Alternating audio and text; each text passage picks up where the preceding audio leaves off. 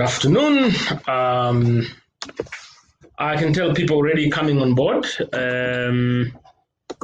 We've had to make some changes. The infrastructure that we had, there was a power failure, and so we're not able to use the studio as we had already set it up, but we'll proceed nevertheless. So great to be connected back. We're at the Mlika conference, and on the Mlika conference, we are exploring and building momentum towards the unveiling of the top 100 startups tomorrow. Just a little bit of a recap. Yesterday, we spent some time on a masterclass for startups that are interested in expanding their capacity and understanding of fundraising and engaging with investors. So it was an investor readiness masterclass. This morning, we engaged 4 startups that have been successful in fundraising, just to understand their personal stories, their journeys, and experiences. This afternoon, we now transitioned just before the lunch hour. We transitioned to another section, which is the 3rd session of this conference, where we started engaging different providers who have specific products, their investors, just to understand their processes, their products. So we engaged the first product just before lunch, and now we're transitioning to the second. And by the time we close this evening, we will have engaged 4 of them. So it is my honor to welcome you back again, that we may continue with this engagement. My name is Dr. Tony Mwanza. I'm currently the CEO of Kenya National Innovation Agency, which was set up recently to support the innovation ecosystem development and enhancement. So it is my honor now to invite one of our facilitators this afternoon, who will be presenting about their product and solution from CreDev, is Sarah Ngamau. Just before she comes on board, just a little bit for social media, we keep active and engaged. We're using our hashtag Mlika Startups and hashtag Kenya's Emerging Startups 2020. And you can tag in Make IT, Africa, ASEC News, Kenya Updates, UNBI, and among others. So Sarah is coming on board in a few seconds. Sarah, can you hear me? Yes, I can hear you. Can you hear me as well? Excellent. Very, very, very well. I'm seated somewhere where originally it was a studio, but then because we had a power failure and some systems broke in the whole building, so we've had to create some way of keeping this conversation going. And I believe you can hear me well. You can see me well, right? Yes, I can. Yes, I can. I mean, technology mishaps are likely to happen, but good that we can still carry on. Okay, cool. So nice to connect. So Sarah, you're going to take us through a little bit about your products. Now, I'll tell you, in the audience, there is a group of startups and some ecosystem players who are involved in the startup journey. And we went through a process where we had nominations of, I don't know how many there were, and then we got a team to shortlist, and we ended up with 100 startups that are appearing promising and progressive, and we could feel that if they are supported more and we discover them more, we expose them more, will potentially strengthen their chances of success. And then one way we thought is that let's look at people who have products, organizations like yours, and we try to expose, and hopefully connections are made, and let's see how things shape into the future. So at this point, I will invite you, introduce yourself, and go ahead and introduce your organization, and then we can move into the next step. Great. No, thank you. Thank you for the invitation. And I guess I should say congratulations to the 100 startups that have so far been able to get engaged on this forum. And I think it's the first as being, asked about a product. We see ourselves more as a partnership. But maybe I will just start by introducing myself. So my name is Sarah Ngamau. I'm Managing Director for the Kenya operation for CreDev International. And I personally have been in the private equity industry for the last 13 years. So really working hand in hand with entrepreneurs to build their businesses. Just to go on to Creative. So Creative is it's the investment arm of a family from France. They are known as the Moulier family, and they're actually a family of entrepreneurs. So they have a background in the retail industry. They've basically built one of the largest retail networks, across Europe and Asia, and also have some footprints into Africa now. I think for some of you that are on the call, you may recognize Decathlon, for instance. Decathlon, the sports retail chain that has a store at the hub, and they're opening a new one at Two Rivers as well. So that's one of the brands that's owned by the family. The family started in the late 1800s, so they've been around for many years. They started initially in textile before they went into the retail industry, and then have gone on to build 200 retail companies today. Well, mostly retail, but then also the enabling industry around retail, like banking and real estate as well. And they've grown to build a business that is worth, well, in terms of revenue, pre-COVID times, they were doing $130 billion in revenue. So they really are a case study in business building, and they built themselves by supporting entrepreneurs within the family. So the family is also quite large. There are 1,400 family members today. They're sixth generation. They're a sixth generation family. But really how they grew was by providing funding to the entrepreneurs within the family so that they can grow their businesses, with the only condition being, let that company that you're starting up be part of the group. And this is really how they then were able to grow the group by supporting entrepreneurs within the family. So in 2002, they decided, why don't we extend this concept beyond the family and beyond retail? And this is when they started Creative. So Creative was built really on the back of entrepreneurial family supporting entrepreneurs, and they wanted to extend this beyond themselves.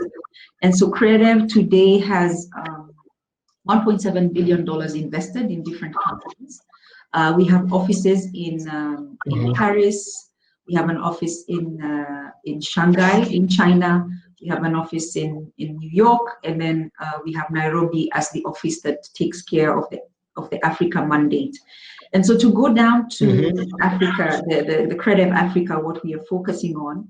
So we are really focusing again on supporting entrepreneurs that are visionary and that have Pan-African ambitions and that are building innovative solutions to address essential goods and services for the many.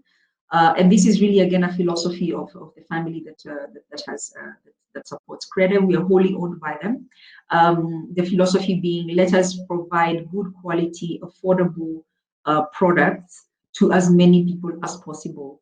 And so this is really the mandate for us as the Africa office, and we've prioritized certain sectors. So we invest in agtech, food and agtech.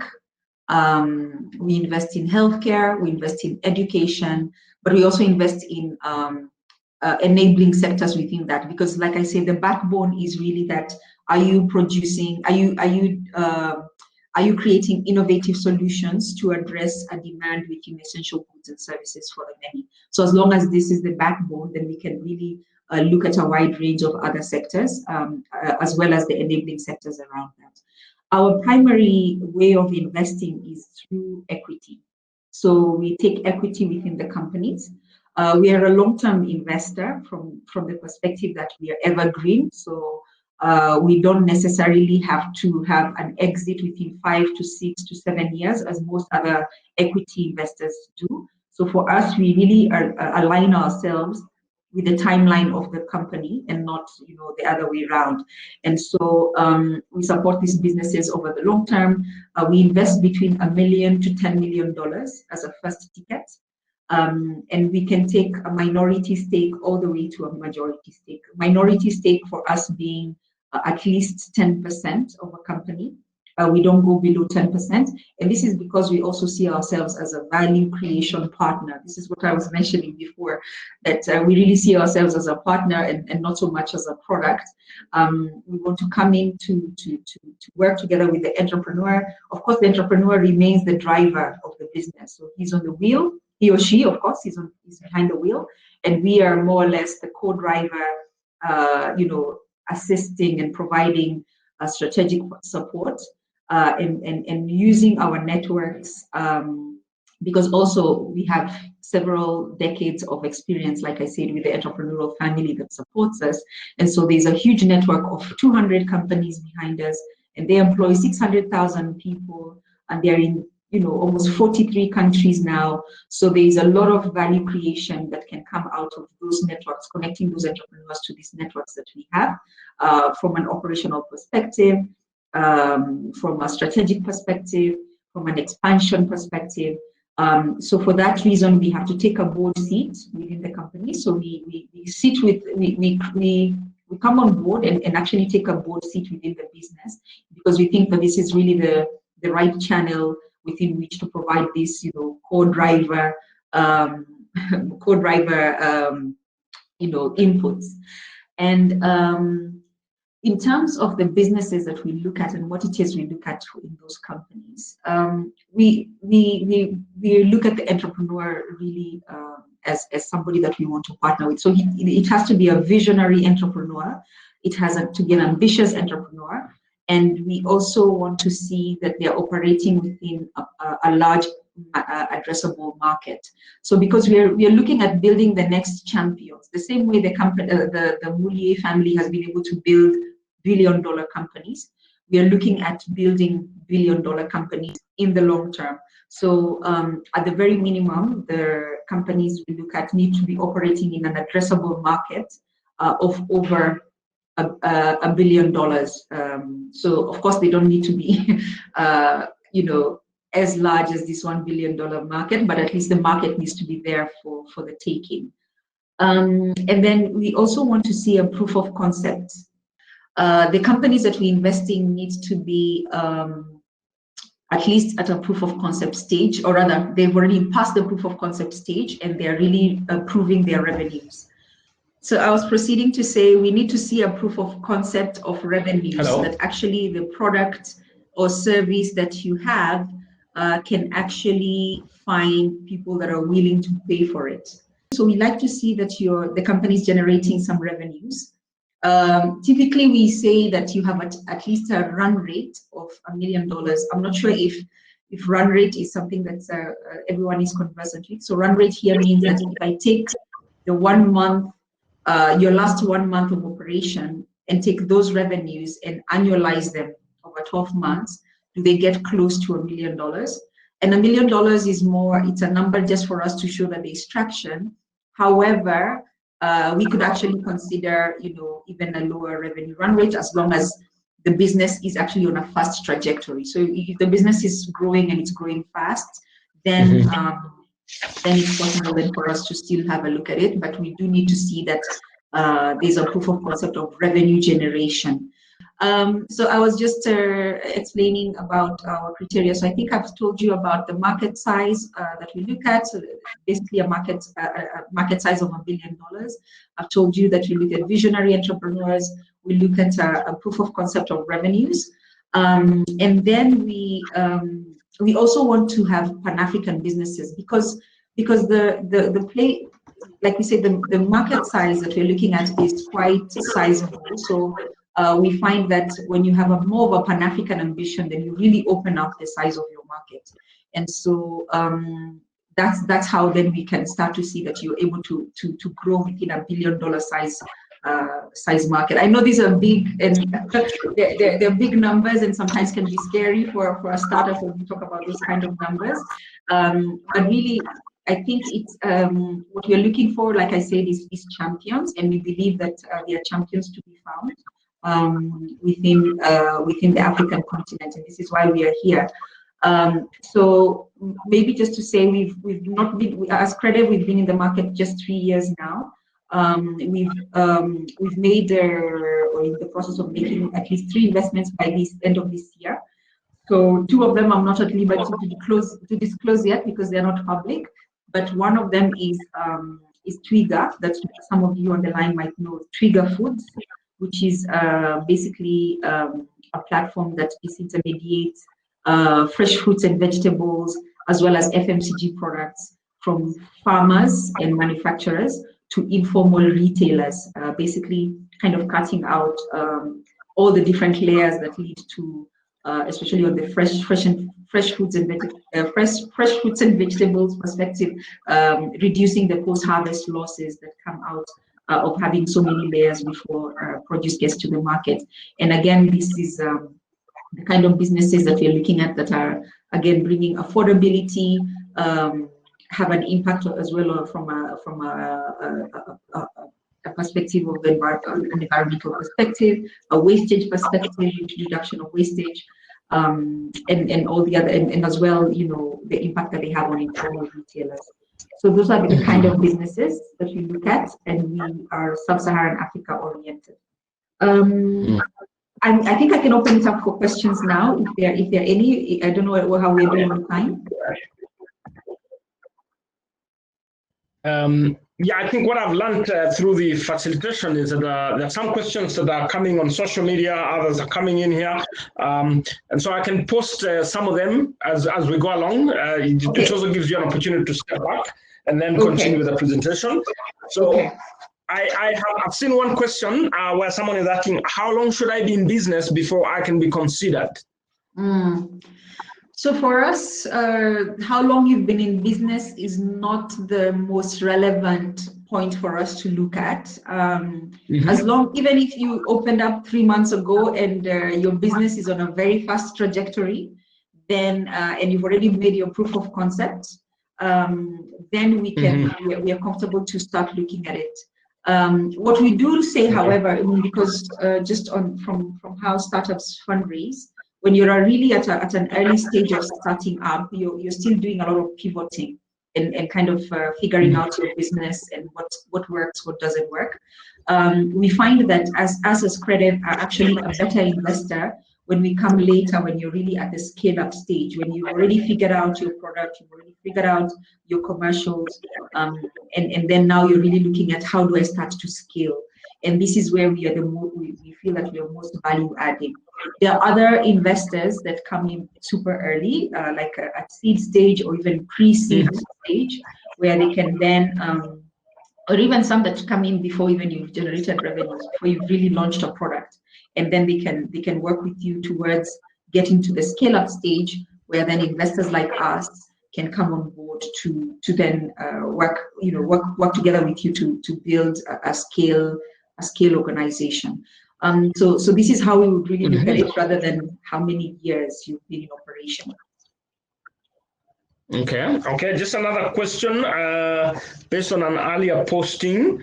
And I think this is all about trying to get a middle point that your interests are taken care of and the interests of the startups are taken care of, whereby someone is asking that I have passion and direction of where I want to take the business, but sometimes you might have, as a potential partner, a different perspective of how the business should progress. Now, how do you manage that, potential conflicts?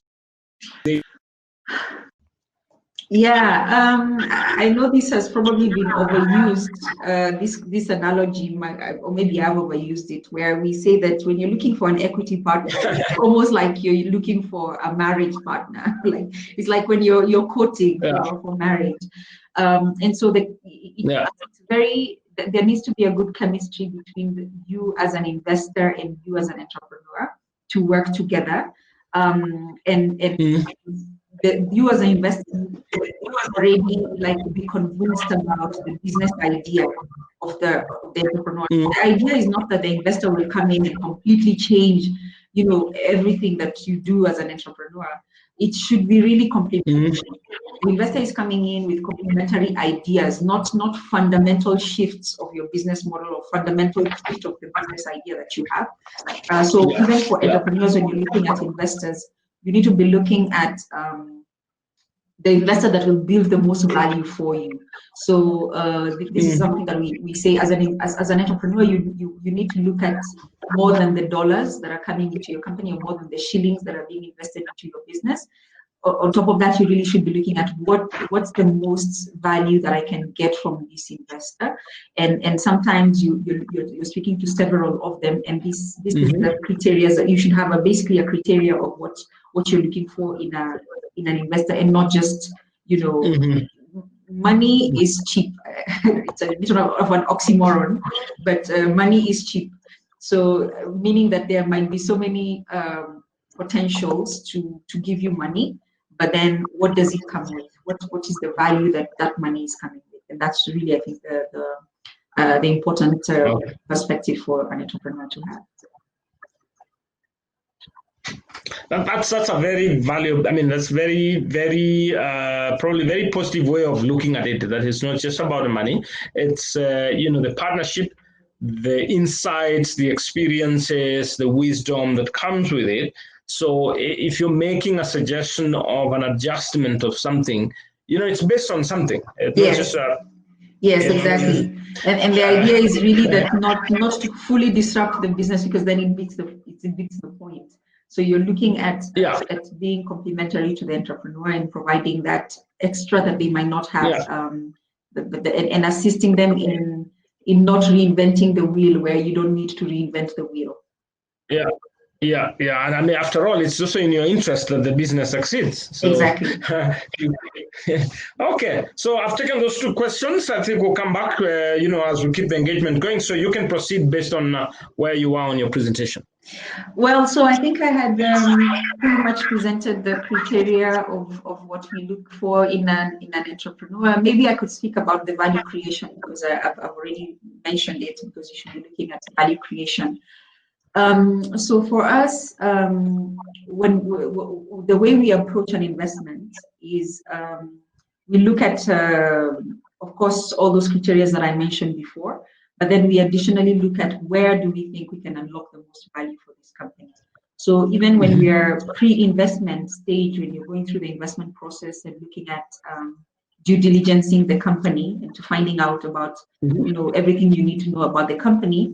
For us, we are not coming in a due diligence process. Sometimes the due diligence process is also misunderstood. We're not coming in to find out what are the mistakes that you've done, in the past. We are actually looking at where are the weaknesses. I mean, you're looking at it from the perspective of where are those weaknesses that we can, help to turn into strengths. Where are the most is the business exposed where we can add value to, and we look at everything from the profile, the business model of the company. We look at the team, the management team. We look at we diligence them as well, and it really is, when you're looking at a partnership, you're not looking at it to poke holes at it. Although, I mean, you can also do it that way. You're looking at it from perspective of, okay, this you probably have the right technical people, but your finance is in shambles. How do we help you to strengthen your team from that perspective? How do we strengthen it could be finance, it could be commercial, marketing, it could be, all those other areas where we've seen the opportunities there. We've seen that the product is good. We've seen that you have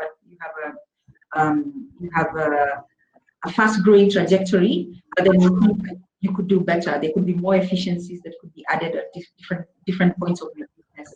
And so that's what we really try to do during the due diligence process, and that is what assists us to come up with like a 100-day plan. And it's not 100-day plan like in an absolute 100 days. It's more post-investment. When we come on board, what are the things that we need to prioritize, that we need to do for this company to strengthen, to bring the efficiencies, to and to get them to grow faster or to grow better. It's not always about growing faster, by the way. It's also about growing better. So those are the things that then we will concentrate on before we come on board to invest in your business. And this is what we've done with a lot of our companies. Okay. Yeah, I can see some questions on this side as well.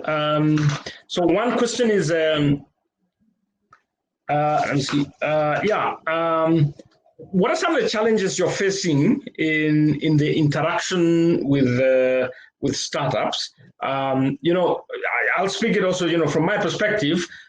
you're coming from two sides of the of the coin, and you're trying to find a way to get into this marriage. Just like some young man and young lady are coming from certain backgrounds, they have certain imaginations and expectations. And the courtship journey sometimes has its own upsweet things and sad things. So I want to get a sense of what are some of the struggles that you've gone through, and you feel maybe they could have been lighter than they are now, but that's what we seem to be having. Yeah. I think the first one that we sometimes encounter, like off the bat, because when you're looking at coming into a partnership with the company, is expectations on valuation of the business. So and valuation. That's a very common one. It's a very common one. It's off the bat, like it's always the one place that can be a minefield when you're starting the discussions. And there's always different expectations from different people. And valuation is both an art and a science, actually. So for us as an investor going in, we are looking at, and we go really thorough on these. Actually, we want to look at. We break down the business to a granular point where we see, okay, these are all the drivers that will grow this company, and this is how fast we think this business can grow. This is how far we think this business can grow, and we really break it down in a granular way and look at and support all our rationale. You need to support all the rationale behind how you think that business is going to grow with data, right? And so we will come from that point of view.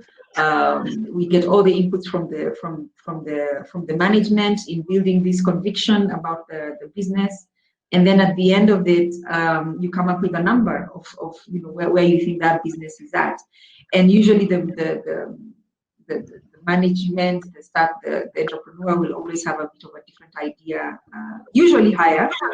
They always think that most of the time, the expectation is that the value is a lot higher than what is being offered to the table.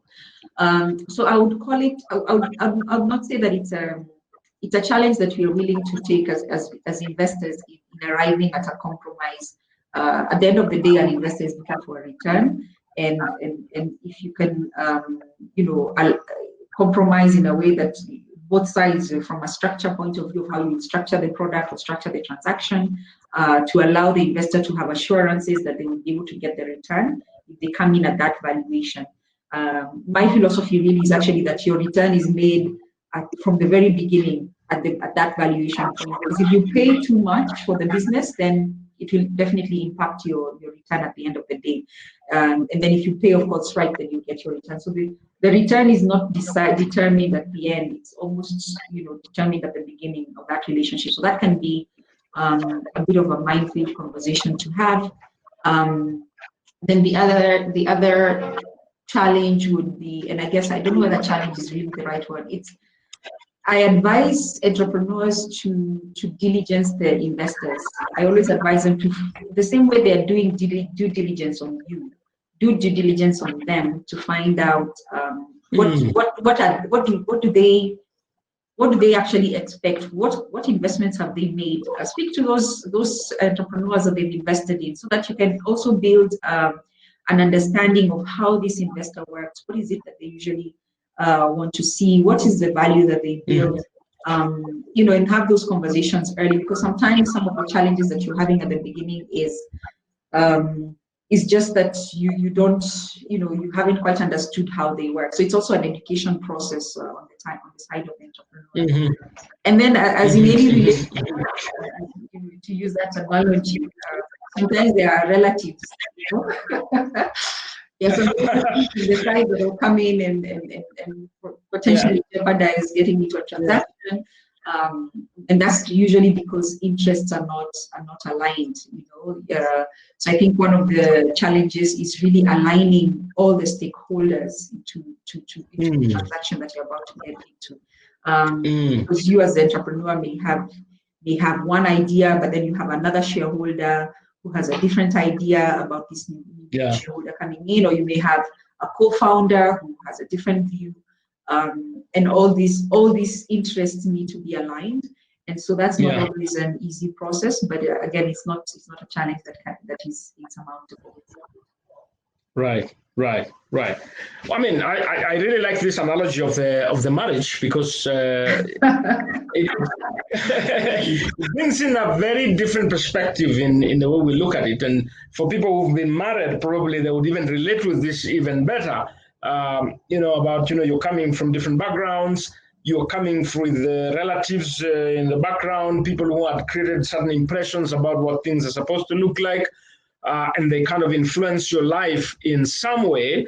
And even when you get into the actual family setting, you still have certain voices, and you kind of have to try and accommodate them. You can't dismiss them entirely, So maybe now, as a follow-up, just from me, if we use still that illustration, which you actually initially emphasized, that you're more of the financial partner. You're not even just financial partner. You're actually a partner, because you're going to be part and parcel of the development of the business, not just from a financial perspective, but in many other dimensions. So, what would you say would be the critical success factors for the marriage?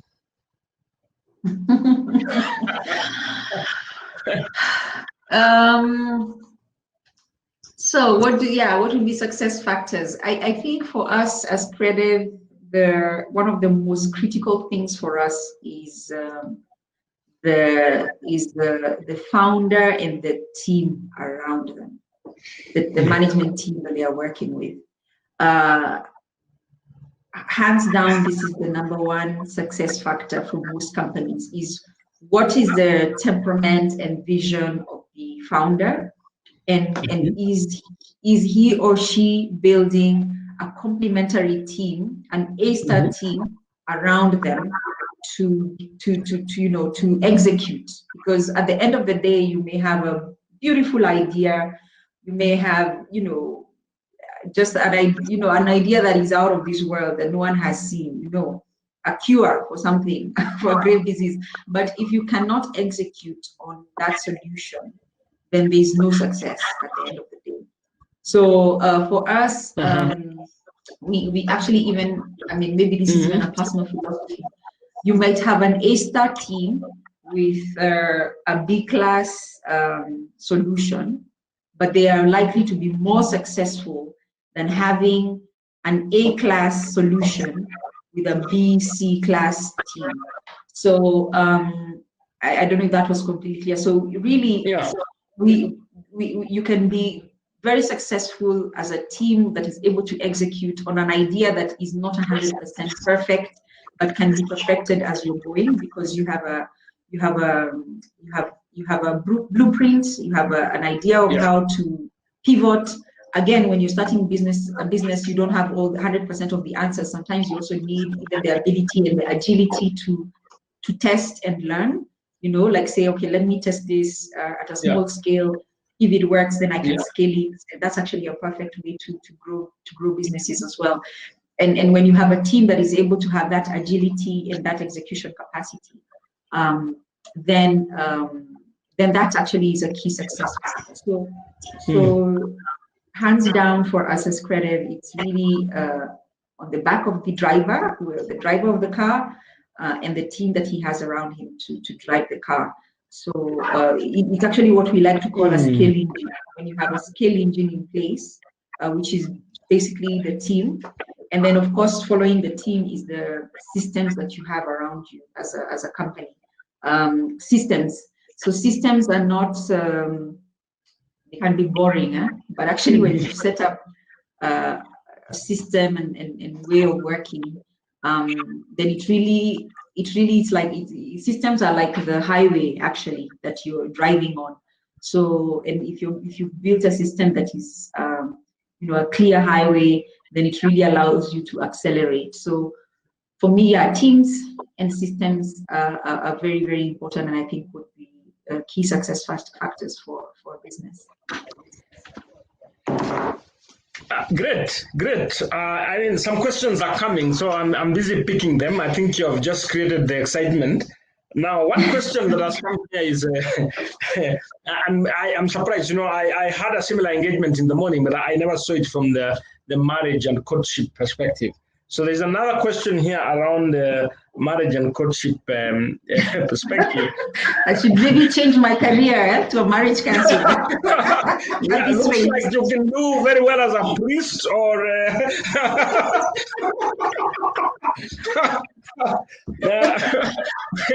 Now, when I was young, and I can relate with the person asking this question. When I was young, I used to hear this conversation about, oh, there are not enough men. Oh, the ladies are like this. And that's why it's not working. And sometimes you used to wonder, how many ladies were you looking for? I thought it was just one. How can you just summarize like that? So it looks like a systemic issue. It's more like the way the system functions. So the question here is, do you have a challenge from a supply side perspective? Or by a supply of startups that you can partner with? Is there such a challenge? Well, there's I would say there's a difference in expectations of fit sometimes, because we have a database of up to 4,000 companies actually. But then all these companies are not a fit, right? So there's like a funnel. There's a funnel of, you have 4,000 shortlist, and then I guess a bit of what you probably are also doing with Mlika Startups. Then you find, okay, these are the ones that have fit our criteria. Then you start to drill down, and then as you're drilling down, then you find the one that is that kind of fits all the, maybe has an 80%, 80-90%. Fit with your DNA as an investor, and with the business that they are running. So that's from an investor perspective. From an entrepreneur perspective, I think it's the same problem. You might have a lot of potential financiers, but again, they're looking for something different, and you're looking for something different. So sometimes what we have is a clash of fits. Not everybody, not every company is suitable for equity, for instance. Equity is a different animal from debt, completely different. Because like I said, it's a marriage. A debt partner is, I don't know in what context, like in this analogy of ours, what the debt partner could be. I mean, they have exit clauses, they have security, they have, they're really coming in. They don't get involved in your business. They just want their money back at the end of the. Maybe some of them are now changing as well, and they're becoming more companies, but not to the extent of an equity player. Sometimes equity is not what your company actually needs. Maybe you just need debt. You need somebody who will support your business from a debt perspective with a debt product, and then they've gotten you to the next level, and so on and so forth. And then there are some companies that are they're more vanilla, like day-to-day, businesses that will not have a 200% growth rate in the next 5 years, but they will make a really good, solid company. So that company might not give the investor their 20%, 25%, above 30% IRR expectations that investors have. But they will actually be good for the debt party who wants to come in and give you a loan for 12, 11, 10%. And then at the end of the day, they come out and you still have control of your business. So I think for me, it's more about the match. And it's an important discussion for, I think the investors usually have it. So they have their criteria, and they know what it is they're looking for in an entrepreneur that they can invest in. Most of the times, the entrepreneurs haven't actually gone through the full thought process of what financing partner do I need? Should I just take debt? Do I want to give up control of my business? Am I willing to give 10% to an investor who might, in the end, take over majority of my business? What am I really looking for in a financing partner? And I think that's an exercise I would encourage entrepreneurs entrepreneurs to get into. Just come out and do your diligence, read about it, see what are the products that are out there, and again, I think the other point is information is not always there. So I think it's a great thing that Mlika is doing, because then the startups start to have a bit more idea of what is out there. But there's several different financing products for entrepreneurs to look at, and then you have to see which one is a fit. So there's on one extreme there's debt, and then on the other extreme there's equity, but also in between there are actually several other products in there. You might have quasi-equity, which is part equity and it's part debt, or it's mezzanine, where it's debt, but if the business does well, they want to be able to get an upside from the equity side of things. So all those in betweens, I don't know what they would be in a marriage analogy. Yeah? So somebody who's maybe, they put their foot in, and when things are going to go great, they want to have the upside as well. But if things don't go so great, they want to have the ability to step out. So an equity player is all in, they take 100% of the risk, and a debt player is in, but they don't take all the risk. That's why they're, it's a risk return. It's a risk return relationship and spectrum that the entrepreneur can look at and see where within this spectrum can I play in, and can I find who are the players within that spectrum that I can talk to. So I can't hear you actually. I had muted so that I have good manners. Marriage is when there is good manners. So let me ask this question as Tony. Now, I just joined the government a few days back as a founding CEO for Kenya National Innovation Agency. And the mandate there is to, catalyze and nurture and develop the innovation system. And I recognize the need for private sector involvement and funding into innovations and startups. Now, if you are in my shoes, now I'm asking that you raise for a while, so you go up and say, as a country, this is some of the things I think that are missing, and such an organization as the Innovagency could champion so that we kind of make some steps forward. So give me 2 or 3 of such pointers. I think we need more concessional capital, and I'll explain what I mean by that. So yeah. The more businesses have funding in the early days, the more their chances of survival. Mm-hmm. But then, we have more capital that is looking for return than there is concessional capital that is ready to give some early funding to startups to try and test and learn. There's only so much that entrepreneurs can do by bootstrapping, and bootstrapping meaning that you're just taking whatever little coins you have and plowing it back into the business. There's only so much that you can do there. If there could, and there are several players out there that give grants, and that also comes with its pros and cons. Grants can be very specific and really looking at very specific needs for the company. So if the company has a massive need in marketing, and the only concessional capital is available for finance, then it also doesn't completely help sometimes. So we need more concessional capital that is accessible in those early days for early startups to test and try, to pivot, to do their proof of concepts, and then now be able to hand them to the investors that are now able to help them to scale. I think this is important. I think so far this concessional capital has only come from the 3 Fs, they say. This is the friends, family, and feuds. That's usually the first place that entrepreneurs will go. So, just believe in my idea, a return will come. I don't know how much, I don't know how, when, but I need to do something.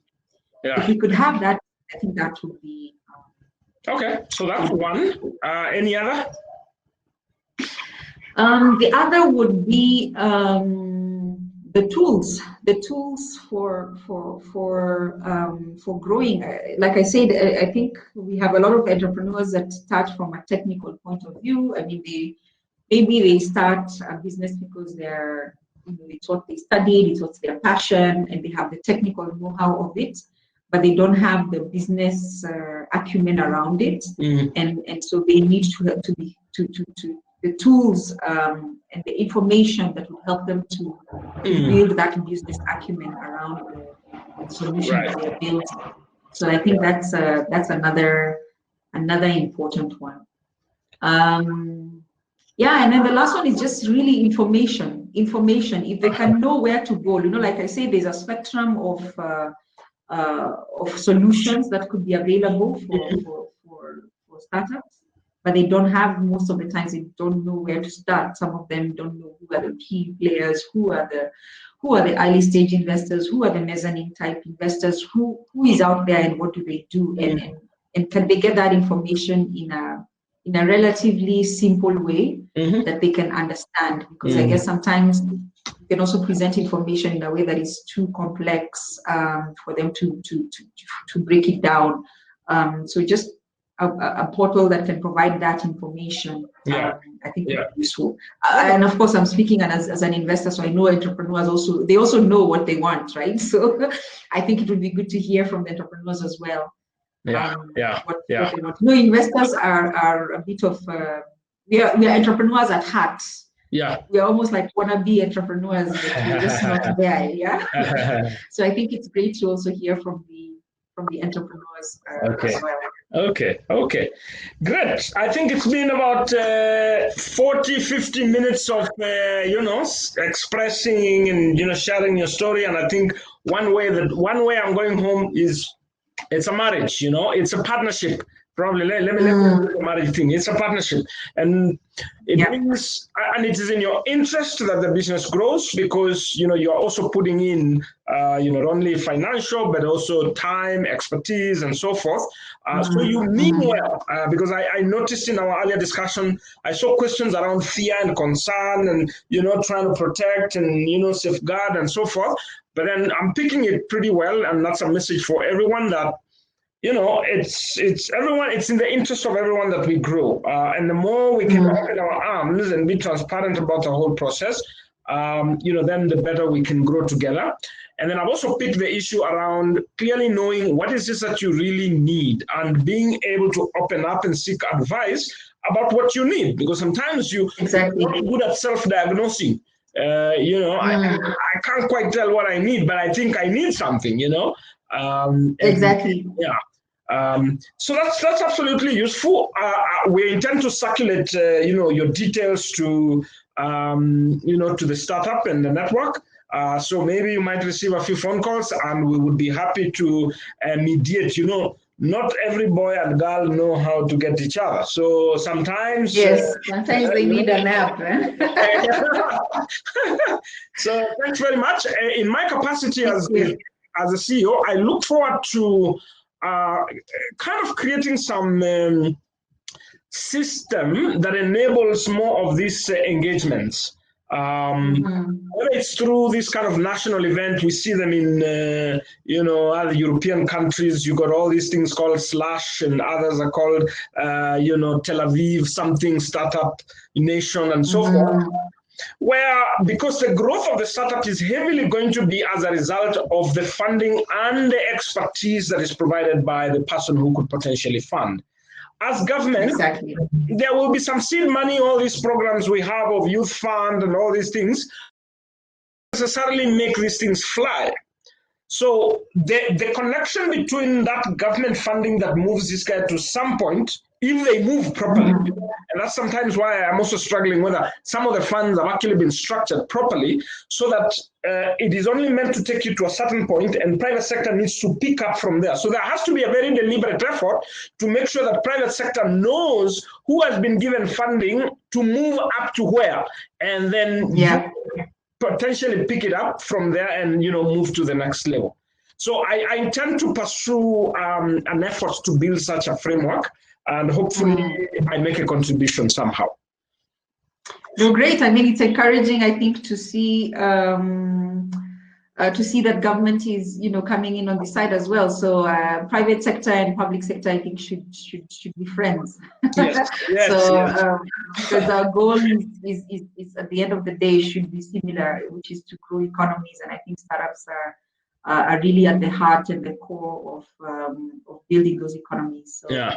it's encouraging to see that, and I hope to be able to engage more with your agency and with other government agencies as well that are keen on this. Yeah, yeah. So I'll be looking for you, and I can see people Thank in the you. group also looking for you.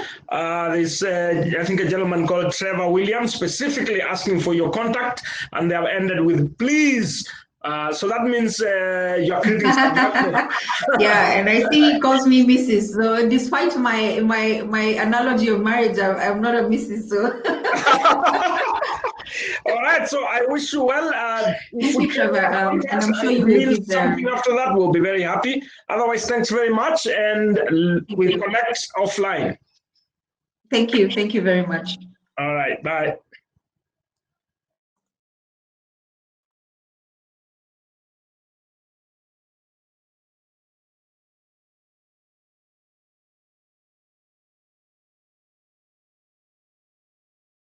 Take a little bit of a break. I think that has been a meaningful interaction, to understand what Creative have to offer. We'll transition in a little while by around shortly after 3, and we'll start to engage with Blue Heaven Initiative. I understand we actually have 2 providers who want to engage with us, so we will transition and engage with them at that point in time. So we invite you now to the session for networking, and you can network. Thanks again. I mean, good to connect back. My name is Dr. Tony Mwanza. I'm moderating this Mlika experience, the conference that was originally meant to be physical, electronically as much as possible. For those who are coming in for the first time, Mlika Conference was set up as a way to climax some of the work we've done the entire year, which was meant to identify and celebrate or elevate or recognize a certain set of startups that are classified as some of the most promising startups of 2020. Now, we've had to make changes in our studio, so partly because there was a breakdown of our systems, so they will be revised tomorrow. So now I've created just a temporary way that will enable us to complete our program today. All right, so now there are several partners behind Mlika program. As the name suggests, is Mlika, which is shining light. We've got a number of partners. University of Nairobi was involved through the Innovation Hub C4D Lab. We've got Kenya National Innovation Agency, where I am now the founding CEO. We've got Make IT Africa, which is a program of GIZ. And then we've got ASEC, who are involved in, from a private sector perspective, trying to promote the needs and increase the visibility of the needs of the startup accelerators, enablers, incubators, and so forth. Now, since we started yesterday, we started off with the first session, which was a masterclass, focusing on expounding and educating and increasing visibility on investor readiness.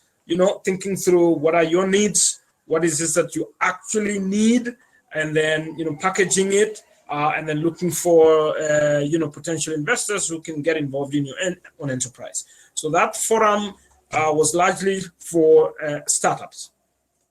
Then this morning, we started off with a group of startups that have succeeded in resource mobilization over the recent past, so to speak. We engaged 4 startups, and we learned quite a bit about their experiences. And what stood out most, was, you cannot isolate the individual from the startup and from the fundraising effort. After you understand yourself, your need, that kind of also shapes how you build your team and which direction you're likely to go as a startup. And then also kind of shapes the kind of partnerships you're going to be looking for from a fundraising perspective. Then on the 3rd session, which is 3 out of 5 of the session for this event, we started engaging institutions that have programs or products or partnership initiatives that could support from a fundraising perspective. In the first one, we kind of immersed ourselves to look at some of the challenges that they may be facing, the opportunities. They've invested in about 5 or so companies in Kenya.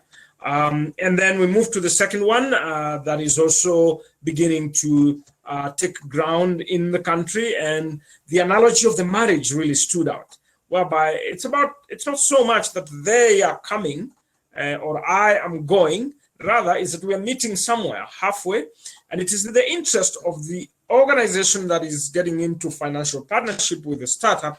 It's in their interest that the startup succeeds. So the recommendations, the advice, the wisdom they will give, the expertise they will give, it's sincerely trying to make sure that you grow as a startup. So it is not always fair to kind of look at it as it's they coming or you going.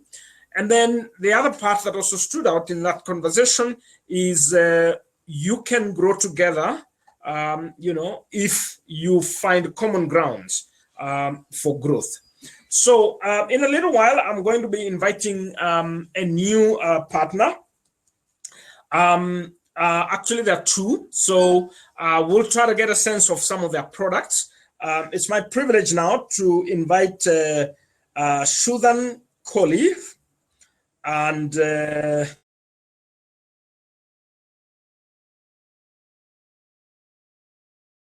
Cochrane about the kind of programs they have that could potentially benefit startups. So I will invite them onto the room and then ask them to introduce themselves, and then we'll proceed. Introduce yourself and your organization. Okay, absolutely. My name is Shudhan Kohli, part of Zephyr Acorn. We make investments in early stage tech-enabled companies across East Africa with a very strong focus on Kenya.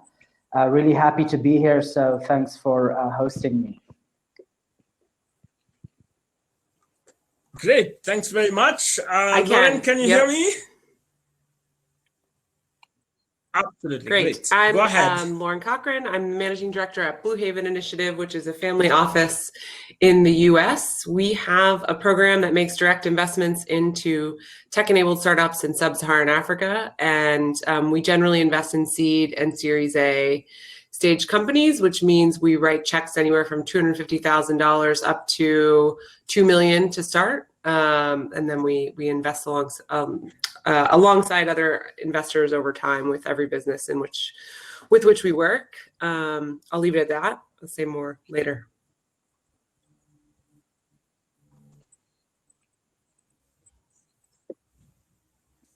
Okay, thanks. For some reason, I can't see you very well, but both of you, but for some reason, I think it's all a technological issue. But as long as you can hear me and the participants can see you, I think that's good enough. So I'll give you just a context, a little more of the context, so that as you as we go on with the discussion, you have the background. So what we're trying to do is kind of identify promising startups in Kenya. That's what the Mlika program has been doing. So over the last several months, we had nominations from different organizations and individuals, and then we had a professional jury go through the setup of these startups, and they made judgments as to some of the promising startups. And now that's how we ended up with 100 startups. Now, we call the program Mlika, which is a Swahili word, mulika, which means shine some light on. And we realized that in the course of this program, we would like to expose a little bit about what investment options are out there, what kind of programs are out there, what kind of organizations are out there, what do they have to offer, and what would it take to tap into these resources. So the goal of having you here is to share, the initiatives that you have that could resonate with this kind of audience. And then number 2 is we will try to share your details with the startups, and who knows, maybe some partnerships will emerge out of this. So with that, I will invite Shudhan, if you can go into a little more details about the kind of initiatives you have, and let's see, how they fit within this kind of audience. Yeah, absolutely. Thanks. So Zephyr Acorn makes equity investments, and primarily they come in the form of a convertible note. I don't know if it's been covered in these sessions, but it's basically a debt instrument that converts into equity when there's a priced round, which means when an investor comes in and sets a valuation with the entrepreneur. So this is generally what we invest with, and our ticket sizes can go as low as $50,000, and with follow-ons it can get up to $500,000. What Zephyr Acorn does is get quite operational with the startup. So we offer quite a bit of like advisory support, whether it's in setting up your internal systems and processes, it's assistance with getting your future rounds and fundraising material together, all the way to like getting your internal financial models in place and ensure that yeah, you're just running a healthy operation and you can kind of be a little bit more preemptive with any risks. So yeah, in a nutshell, we provide both capital and support from $50,000 to $500,000. Lauren, do you want to maybe? I can do the same. Okay. Yeah, so we've actually co-invested with Zephyr Acorn on at least one transaction, but definitely talk about a lot of others as they are investors in slightly earlier stage businesses than us. We have tended to focus on renewable energy, logistics, and financial services, and have recently kind of expanded adjacently into healthcare, and mostly in healthcare logistics. So investing in companies that finance supplies for pharmacies, and then also soon we'll announce another investment in East Africa in the health space. But we will invest in convertible notes as well, but also in priced rounds, as Shudan mentioned. So we are able to go in and do the work to figure out how much your business is worth, which requires a lot of due diligence and looking at your financials, what you've done so far and what you plan to do, the market in which you're operating. It's a pretty comprehensive process. Maybe we can talk about if that's helpful. And we will lead rounds so we can write term sheets and bring in other investors alongside us. But it depends sort of the stage at which you're at, whether we do a convertible note or a price round. And then, we similarly work with startups after we make investments as well, trying to be helpful with extra sets of hands, or just the fact that we've seen, a dozen startups across the continent, but mostly in East Africa, scale over time.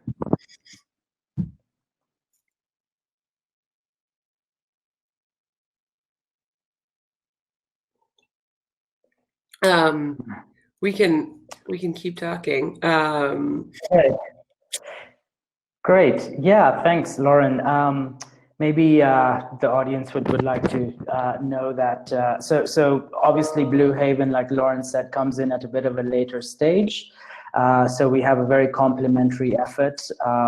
So as we come in with investments, and Lauren did mention a bit of the sectors, which I didn't. So we go into a lot of like tech-enabled traditional business models. So using technology to meaningfully drive efficiencies in what sectors and models that are being left behind in terms of a lack of digitization. So we focused a lot on tech-enabled logistics. We've made a couple of healthcare related investments, ed tech as well. Yeah, and like Lauren said, we are also in a talent recruitment company as well, which is Shortlist. Yeah. To hire anyone. And Shuda, maybe we should talk a little bit about what we look for in a business before we invest, because our criteria is probably a little bit different. Yeah, totally. So I would say where we are at, we look for early traction. So we want some sort of revenue in place. So basically, there has to be a team that has put together a product and introduced it to a market, and you've gotten your initial customers already in place. So it helps us prove out that this is a team that's capable of working together and executing well, and there is indeed an appetite in the market for the solution. So once that comes into place, it's a good time to talk to Zephyr Acorn. We can help with that early traction, building up some more scale and ensuring that your internal systems are strengthened to handle and manage additional clients. So that's one thing we look for. We also definitely look for scalable business models. Generally, we found that that comes from solving problems that address the majority of the market, not extremely niche sectors, but you're solving larger socioeconomic challenges, and with a solution that's very localized. What does that mean? It means that you may not totally be focused on your one little solution, but there may be some other parts in that vertical integration that you need to take on that other businesses may not want to, simply because we are in a market that you can't outsource too much. You kind of have to get your hands into a very vertical model to make your solution work. So that's also something that we look at, is how localized is your solution. So yeah, I guess outside of that, you probably have heard it all the time, great teams, ability to scale, and yeah, if anything else I can think of, I'll bring it up. Lauren, is there anything you'd like to? I'll just take over moderating. When you say traction, what does that mean? Let's get specific for people. Okay, yeah, sure. So there's traction in a couple of areas. So there's obviously, the obvious part is revenue traction, right? So basically what you've had to have done is not just have a prototype, but you've managed to build one that you have paying clients for, but clients paying for it. Basically what you really also want is a recurring client base, right? So the early revenue is fine, but you also want to make sure that they're coming back and paying you to keep your product. So you want to keep an eye on that churn. So I would say traction means sustainable and recurring revenue over a period of time from your early customers. Yeah. Yeah. Yeah. And that's similar at Blue Haven, though probably just a little bit more. I'd say, we don't have a threshold for revenue, but I don't think we've invested in companies that have anything less than sort of maybe $250,000 in revenue per year.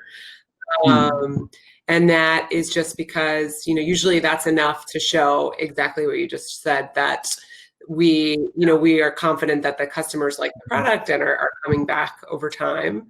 One thing that might be worth mentioning, depending on the stage of some of the startups on the call, is that before us, and probably even before Zephyr, there are other ways to get money. So the startups that we've invested in, I think where the money comes from is there's a broad range.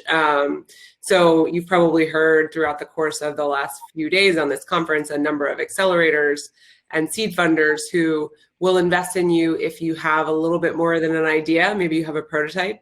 It's one of the things that I think is a bit underdeveloped in East Africa and Kenya in particular. There's probably more money in Kenya than a lot of other parts of East Africa, but there's a lot of grant programs, accelerators that will write checks for you to really write your business plan kind of and get your product out there and do the very early days. So, less than probably $50,000. And then the other way is just to bootstrap, where, maybe you have a job and you think of an idea and you start it on the side. One of our questions with all of our startups is, what are your side hustles? A huge, always a good question to ask in Kenya. And so, that can enable you to get that early stage traction so that you can come to investors like Zephyr and us. But I think we have our actual moderator back. So if there are questions, I can take a step back. Tony, do you have any? Yeah. I was kicked out a little bit, but I'm glad that you kept the conversations going, and probably by now you've shared about your individual initiatives and programs. So I'm going to pick a couple of questions that I'm already seeing come through, and I'll just ask, and you can kind of, like, each of you comment based on your experiences and so forth. Okay. So, in the earlier presentation that we had before yourselves, there was an analogy of a marriage where, there's a boy coming from some background with some expectations and a girl coming from some background, some expectations, and, they need to get some common middle ground, and sometimes they disagree here and there. And then we say, oh, happily married thereafter. Now, do you look at this engagement as a partnership? Could you just kind of expound a little bit about how you see this from a partnership perspective?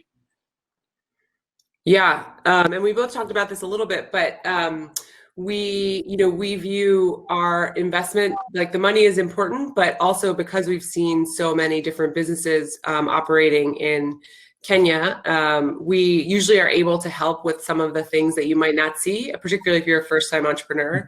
What's the best way to hire? What kind of development programs you need to have for your staff so that you can promote people. Sort of the human capital element, I think, is something that a lot of founders don't appreciate. Like, you think once you have a product out there, getting the people right seems like it would just follow, but it doesn't. People really need a lot of support and help to grow and do the best work they can for your business. So things like that, where we just know that these are blind spots for people.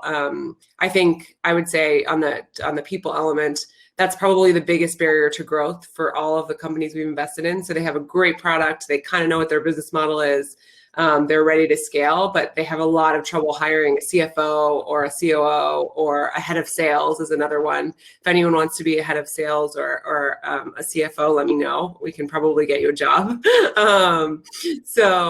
I think having the ability to work with a startup when those things come up. And the other thing is that, we really try and foster a sense that you can come to us when there are problems.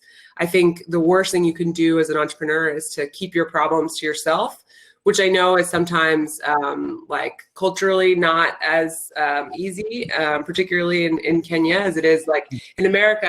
There are panels and things where everybody talks about their failures, and they get more money and more credibility because they failed, which sometimes isn't right either.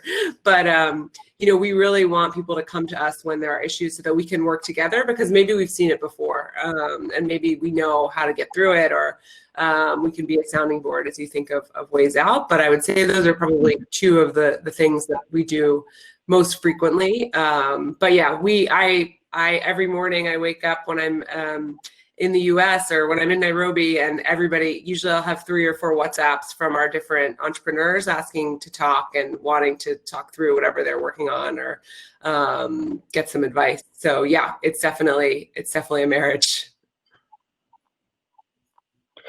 Yeah, no, that covers it greatly. What about you? Sure. Yeah, totally right. So to add to what Lauren said, obviously, yes, getting the right team on board and the right talent is always going to be an ongoing issue as a company grows. So what I would add to that, to everything that Lauren just said, is also kind of operationally and strategically looking at businesses as they enter new markets, or there could be some legislative change that makes them, makes it difficult to access a particular product. The supply chain may get disrupted. So kind of getting into the trenches and thinking, all right, what can we offer? Can do some cross-selling? Can we use our supply chain for a different market? Absolutely, we are, functioning at a pretty early stage in a very uncertain market, and a lot of times that means having to walk the entrepreneur through. Well, we don't have all the solutions, obviously, but we can at least offer our experience and advice, and sometimes just be there for them and know that they have the support, and sometimes we just have a wider network as well that we can tap into in times of need. So Right. So I second what Lauren says. I think entrepreneurs don't use their investor base enough to look for help. Maybe there is a taboo or some weakness that you don't want to share. But I think failure should be celebrated. But at the same time, support should be sought for whenever is the right time. So just as a follow-up to that, Shudan, someone is asking, I don't know, he's got an advisory board, which seems to be advising and giving, recommendations and things he can work on. And he's wondering whether there's potentially a conflict, and that, could be based on your experiences, whether there can be a conflict in terms of what the advisory board feels and what you as a financial partner, so to speak, investment partner, in terms of the direction you think things should go, and kind of wisdom how to navigate that kind of moment. So you're saying that there could be a conflict in vision between the advisory board and the investor group. Yes. Right. I mean, look, I would say that you would really have to look at the fundamentals of what's being talked about, right? Like from the first principles, is the advisory board coming from a strong on the ground experience, and is their recommendation coming from a place that the investor may not be totally familiar with? I think there's always going to be such conflicts. You can't have a group of people building a project and all be aligned on the same vision. And I think ultimately we invest in entrepreneurs because we trust them and their judgment. And they're the ones on the ground that are, with the market, and they understand the market more than anyone else. And if we've invested in you, we would expect, we trust your judgment at the end of the day, and we would leave the call on you after, weighing all the data. Yeah, I think I've liked that, the way you kind of concluded that, you invested in the person or the team, not because you know what's going to happen tomorrow. You don't know, but you have invested in the capacities of those people, that as the moments arise, as the situations arise, they will figure out, they will take necessary advice from whoever, and they will make decisions, and they will justify those decisions in order to make certain progress forward. Now, just as a little follow-up, based on some of the discussions that we've had this morning in building confidence in the startup ecosystem. Now, there is a question around what challenges you have had or experienced in getting this relationship to work. I mean, we were using the analogy of marriage, as a stakeholder, as a partner in this relationship, making it work before, until you formally get engaged, and then, keep that relationship for a period of time. That's one, what challenges you have faced. And second, the other question I have here is your investment programs, lifelong, or is for specific number of years? Yeah. No, I mean, so the problems question first. I think probably some of the stuff we said is so far is related to problems we've had in the past. So trying to get folks to tell us when something's going wrong before it's too late, because often keep things to themselves, and then it's a much bigger problem by the time they come to us with things. But like more specifically, some of the problems we've seen, I think hiring, like I said, that's been one of the biggest challenges for growing companies that we have, particularly in the finance and operations space. Knowing how to run, I call them experiments. So if you've got a product, that people like it, how do you advertise it out into the world? How do you sell it? Do you go online? Do you use Facebook? Do you have to build a sales force? Trying to get those models right is really hard, because often we're investing in new products, so people might need to better understand what they're buying. And then there are, challenges that I think many of you probably are familiar with. So like we're investors in Twiga, and there's not the infrastructure needed to deliver things to people is still being built. And that can be kind of expensive. And how do you balance, making sure that the customer experience is great with, not having to spend all your money buying trucks and building roads and assigning addresses and doing things, that make that process easier? Are there other people that can do that? And so deciding what you do yourself and deciding what you outsource can also be tricky. But yeah, I think I'm always surprised by the questions and challenges that come up, and they're never straightforward or the same for every company.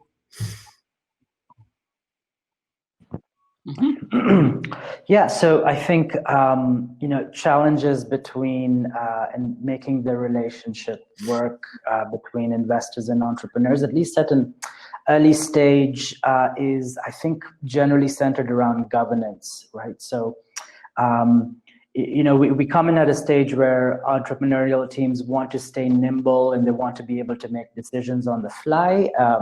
At the same time, investors want to see responsibility with the way that the funds are being used, and that there is indeed like a strategic direction for the business rather than decisions just being made on the fly.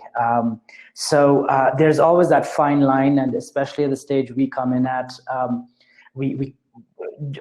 we would like to implement a board, but it's not always possible, just for the same reason of entrepreneurs wanting to maintain nimbleness and speed with their decisions. So that's generally like one point.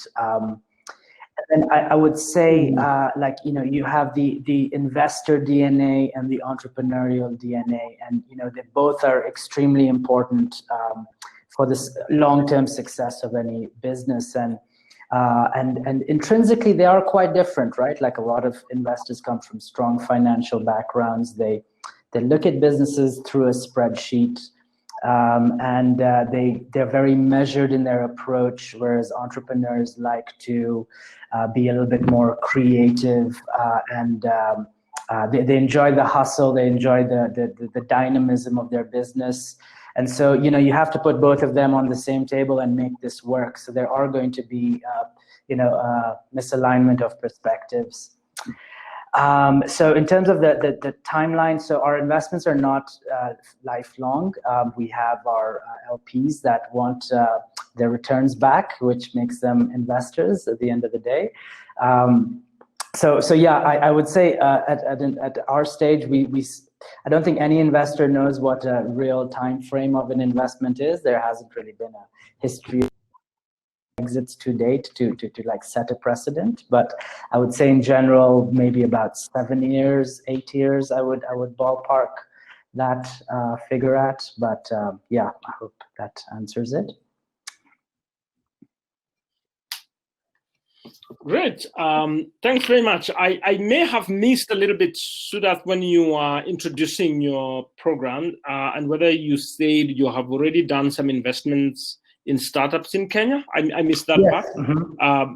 You have?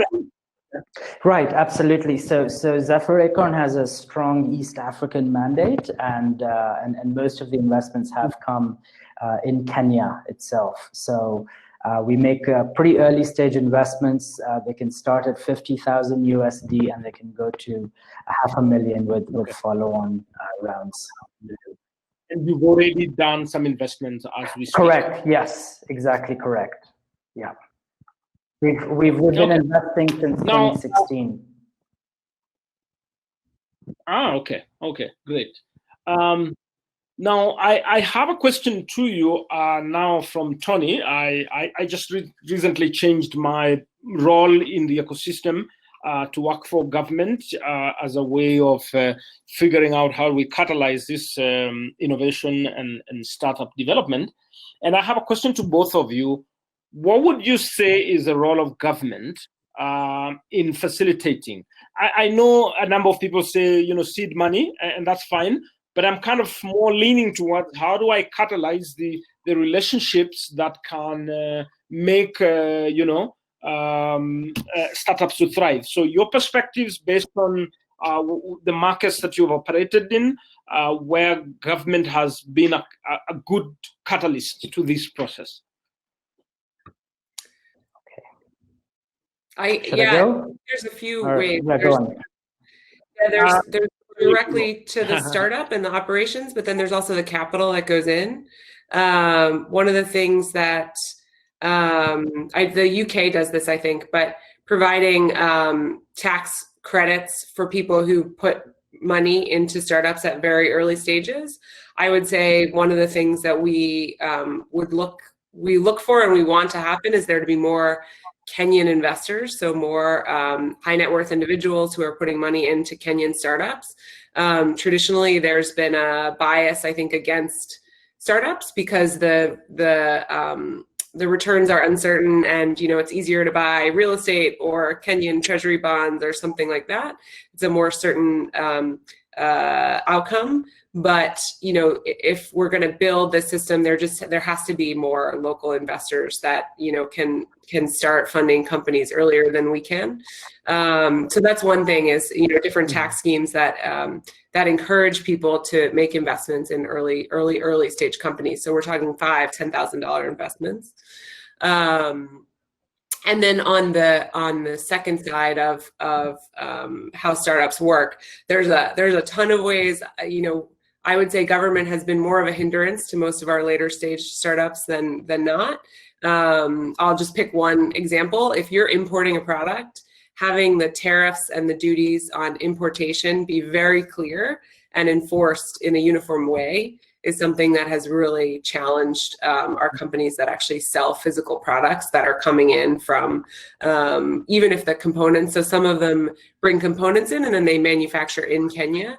Every time a container comes in, it's a different regime, or things have changed. And I would say just taxes generally, making, I'm, from the US, like, it's not like our taxes are super clear, but the more clear you can make the different taxes that startups pay, the better. I would say, on almost every company we've invested in, a year or two in, they realized they didn't actually pay this tax correctly, and it's not because they didn't want to, it's just because it's not clear.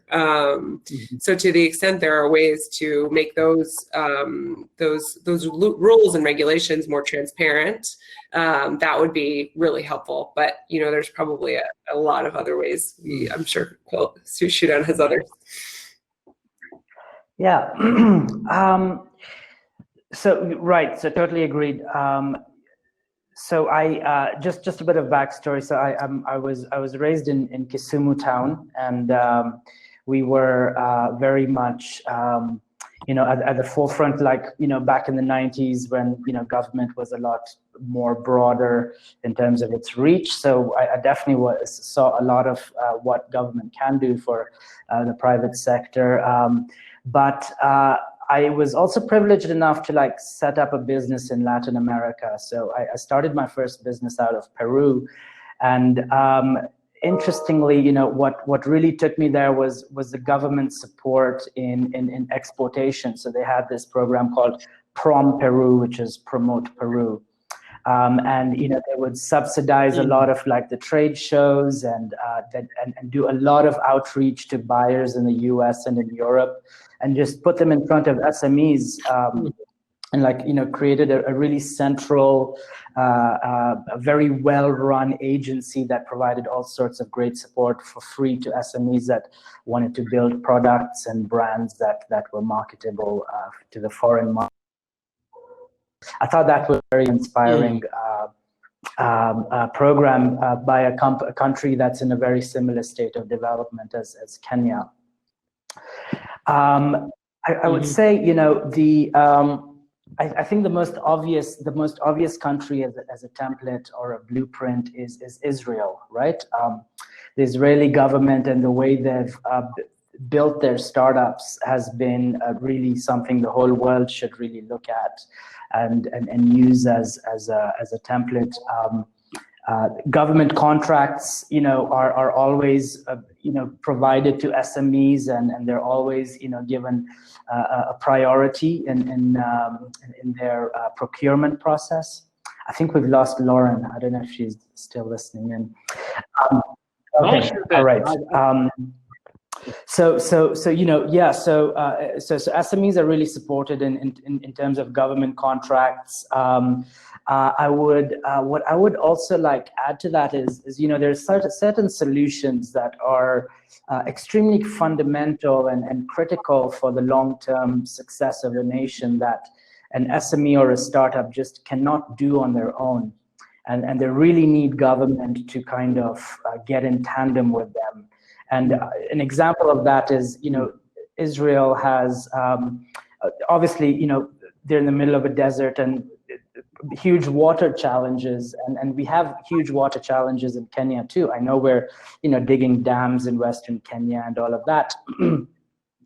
But what Israel did in terms of gray water recycling is amazing. Something like 40% of their water supply is recycled, and you couldn't have a startup do that. You had the government join startups and set up the underlying municipality infrastructure, and got into strong cohesion with these really innovative young entrepreneurs, and literally set up an underground, call it a digestive system of the entire country's water supply, and made something really admirable that sets them up for success and their future generations. And it takes a government with a startup mentality. I think that they create a really great blueprint that we should look at for anything. And I would second Lauren also on the just the uniformity and clarity of taxes. Like the number of times you're like, you didn't pay some withholding tax, or you didn't sign up for VAT because you hit certain level of revenue. And I just wish all of that was easier, and a little bit more friendly to startups that don't have the resources to pay for consultants and financial managers.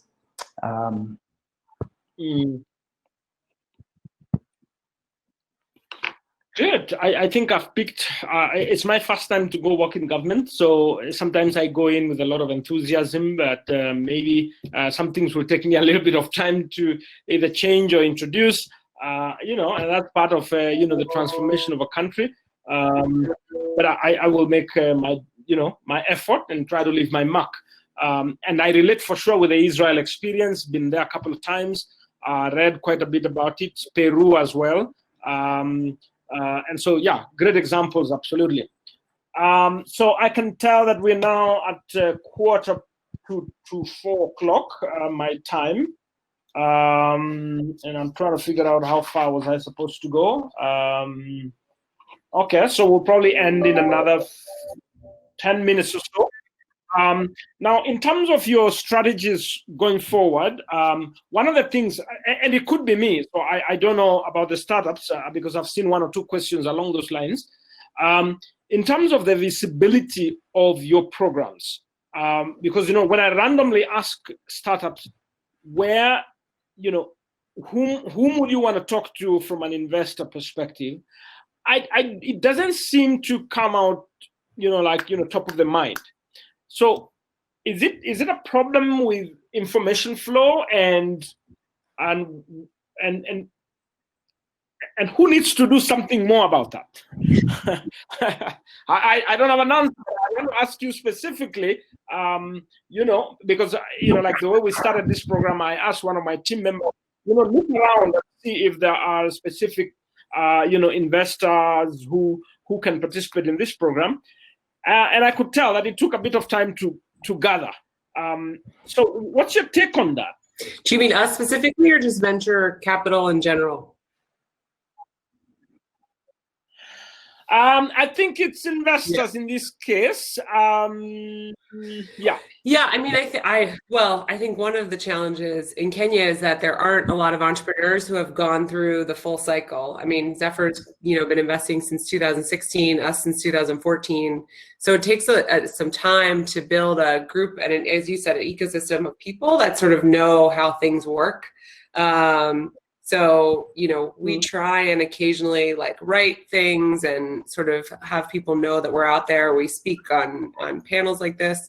So we do our best, but we're all small teams. I think both of our teams are less than 5 people. So, and we usually have people based in Nairobi, though not right now. And so, making sure that we're getting out there as much as the other people can find us. But the thing that I think will help the most is when there are entrepreneurs, Kenyan entrepreneurs, who can go back into the ecosystem and say, here's the ways to get funding, here's what you do at this stage, so that there are people that can have lived experience and know where to go. At least in the US, I feel like that's the way that these things kind of started. And, now it's huge, and there's lots of ways to get information. But I think it's just a matter of building the ecosystem. There is also a list online that I think it was VC for Africa that's put together, that I know we're both in, that we'll try and find and send to you, that has all the very early stage investors, our email addresses, what we do, where we invest, all these things. That's right. Yeah, it's the African Open Database. It's a Google spreadsheet that's, I think if you just Googled it, you may come across it, but it has all the investors in the ecosystem. But yeah, you're right. Like, why don't more entrepreneurs know about this is a big question. And so this is something I try to do actively in like my free and my spare time. I have a Calendly, a calendar that you can just go on this link, calendly.com/skohli, SKOHLI, and you can book 30 minutes with me on my Friday evening, and I'll have a chat with you, about your business and give you the best tips I can give you.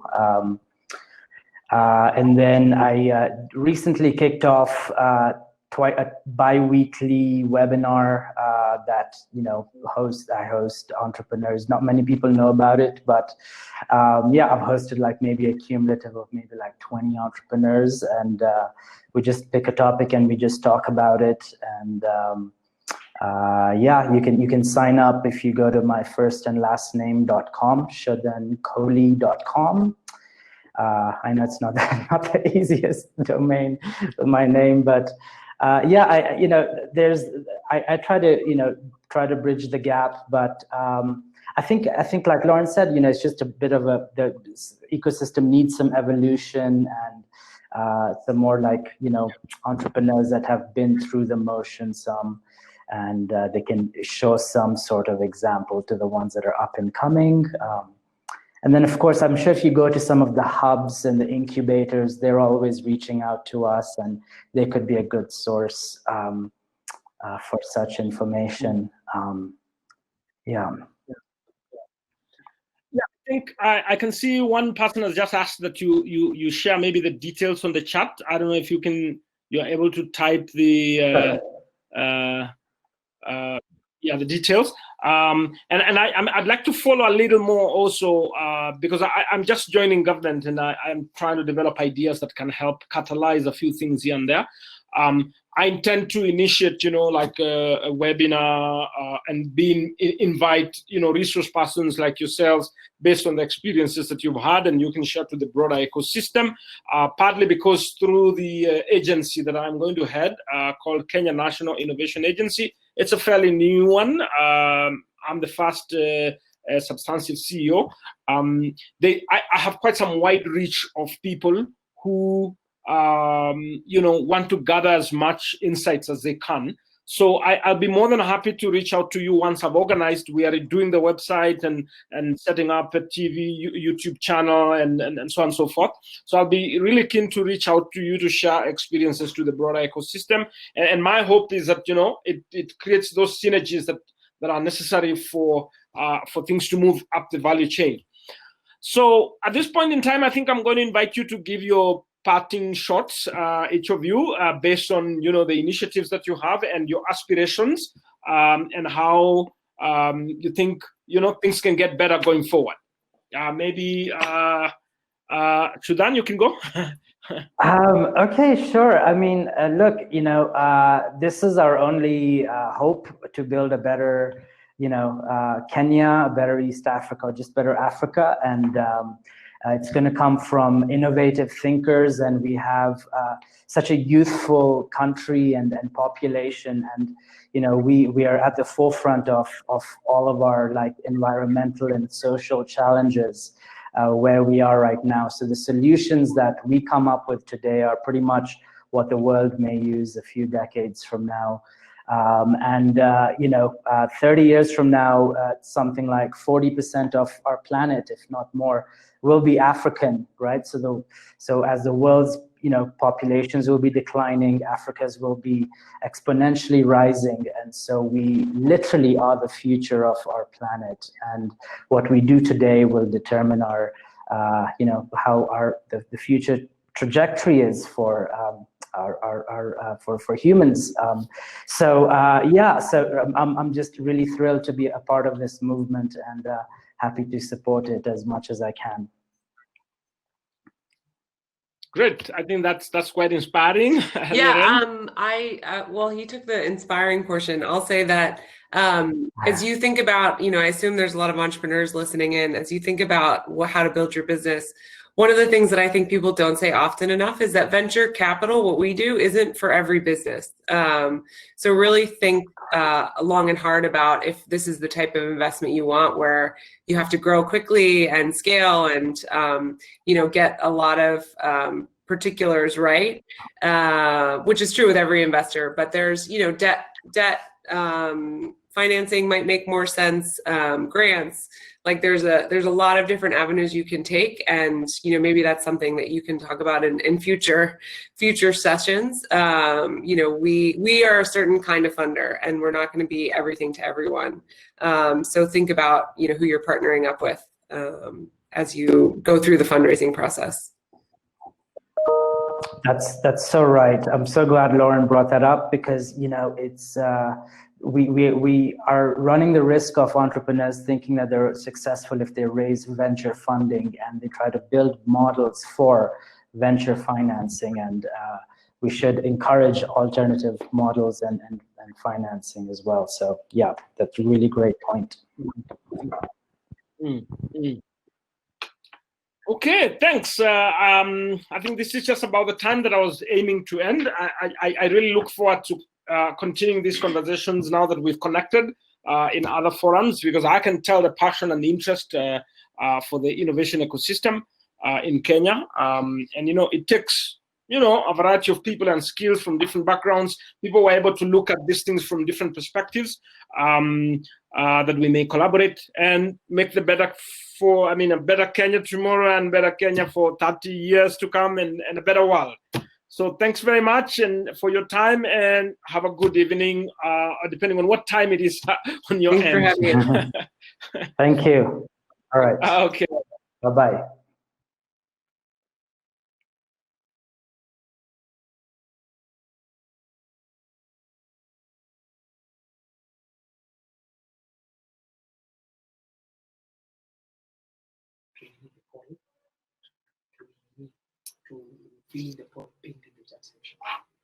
Okay, so now after that session that has just ended, I can see lots of people still on.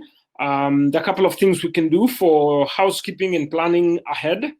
Tomorrow morning, we'll pick it up at 9, and the focus will be now to listen to a little more of the stakeholder support. So we'll have some presentation from Konza Technopolis, from Ministry of Industry, Trade and Cooperatives, from Kenya National Innovation Agency, from Make IT, in trying to figure out what are some of the players in the ecosystem doing as we transition to a better, more innovative and more inclusive startup ecosystem. Just in closure again, we are active on social media, our hashtag being Mlika Startups and Kenya's Emerging Startups 2020. We tag Make IT Africa, ASEC News, Kenya Updates, UNBI, among others.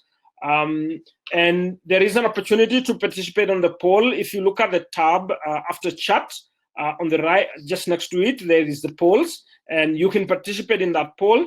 And I think you can also give feedback on how we can continue to grow this initiative for the betterment of the country and the society at large. With that, I wish you a great evening. It was my determination to close by 4 o'clock. So we'll see you tomorrow. And as we look forward to unveiling the startups and wrapping up based on those earlier presentations I mentioned. In the afternoon is when we'll